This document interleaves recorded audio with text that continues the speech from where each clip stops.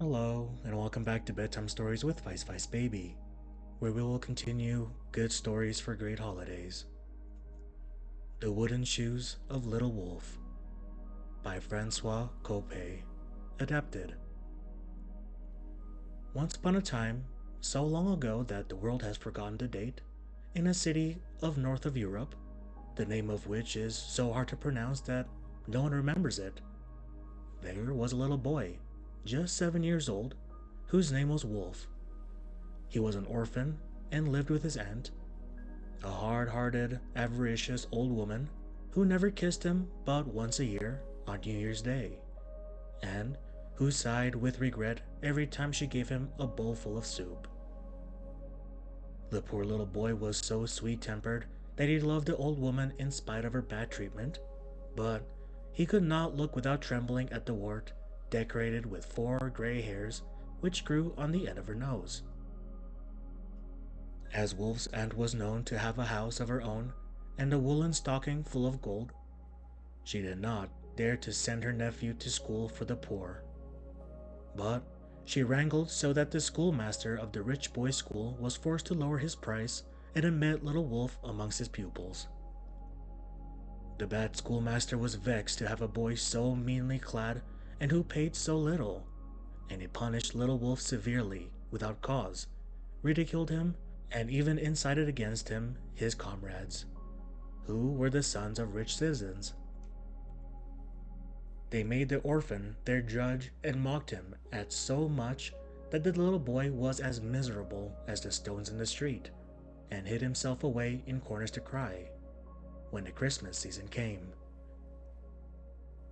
On the eve of the great day, the schoolmaster was to take all his pupils to the midnight mass, and then to conduct them home again to their parents' houses.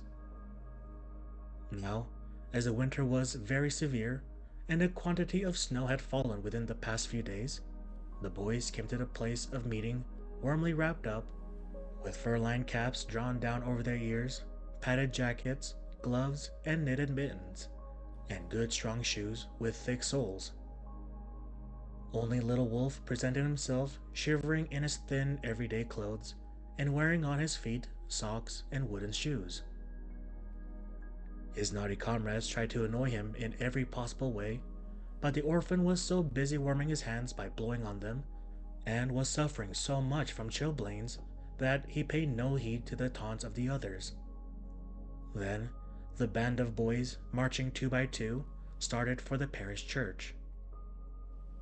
It was comfortable inside the church, which was brilliant with lighted tapers, and the pupils, made lively by the gentle warmth, the sound of the organ, and the singing of the choir, began to chatter in low tones. They boasted of the midnight treats awaiting them at home. The son of the mayor had seen, before leaving the house, a monstrous goose larded with truffles so that it looked like a black spotted leopard. Another boy told of the fir tree waiting for him, on the branches of which hung oranges, sugar plums, and punchinellos. Then they talked about what the Christ child would bring them, or what he would leave in their shoes, which they would certainly be careful to place before the fire when they went to bed. And the eyes of the little rogues, lively as a crowd of mice, sparkled with delight as they thought of the many gifts they would find on waking. A bag of burnt almonds, the bonbons, lead soldiers standing in rows, menageries, and magnificent jumping jacks dressed in purple and gold. Little Wolf, alas, knew well that his miserly old aunt would send him to bed without any supper. But, as he had been good and industrious all year, he trusted that the Christ child would not forget him. So, he meant that night to set his wooden shoes on the hearth. The midnight mass was ended. The worshippers hurried away, anxious to enjoy the treats awaiting them in their homes. The band of pupils, two by two, following the schoolmaster, passed out of the church. Now, under the porch, seated on the stone bench, in the shadow of an arched niche, was a child asleep. A little child dressed in a white garment and with bare feet exposed to the cold. He was not a beggar, for his dress was clean and new, and beside him, upon the ground, tied in a cloth, with the tools of a carpenter's apprentice. Under the light of the stars, his face with its closed eyes shone with an expression of divine sweetness, and his soft curling blonde hair seemed to form an aureole of light about his forehead. But his tender feet, blue with the cold on his cruel night of December, were pitiful to see. The pupils so warmly clad and shot past with indifference before the unknown child. Some, the sons of the greatest men in city, cast looks of scorn on the barefooted one. But little Wolf, coming last out of the church, stopped deeply. But little Wolf, coming last out of the church, stopped, deeply moved before the beautiful sleeping child. "Alas," said the orphan to himself, "how dreadful! This poor little one goes without stocking in winter so cold. And what is worse, he had no shoe to leave beside him while he sleeps, so that the Christ child may place something in it to comfort him in all his misery." And, carried away by his tender heart, little Wolf drew off the wooden shoe from his right foot, placed it before the sleeping child, and, as best as he was able, now hopping, now limping, and wetting his sock in the snow, he returned to his aunt. "You good-for-nothing!" cried the old woman, full of rage as she saw that one of his shoes was gone.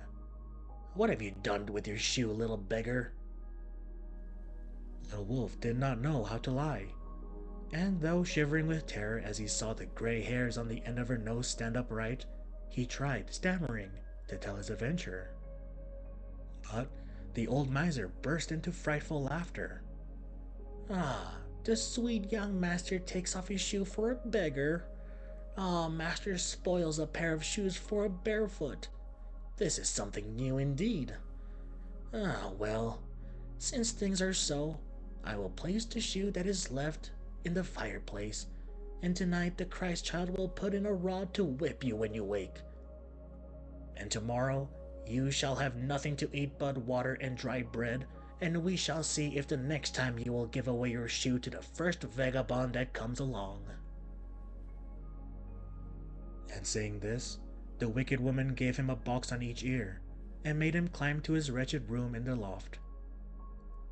There, the heartbroken little one lay down in the darkness, and drenching his pillow with tears, fell asleep. But in the morning, when the old woman, awakened by the cold and shaken by her cough, descended to the kitchen, oh, wonder of wonders! She saw the great fireplace filled with bright toys, magnificent boxes of sugar plums, riches of all sorts, and, in front of all this treasure, the wooden shoe which her nephew had given to the vagabond, standing beside the other shoe which she herself had placed there the night before, intending to put in a handful of switches.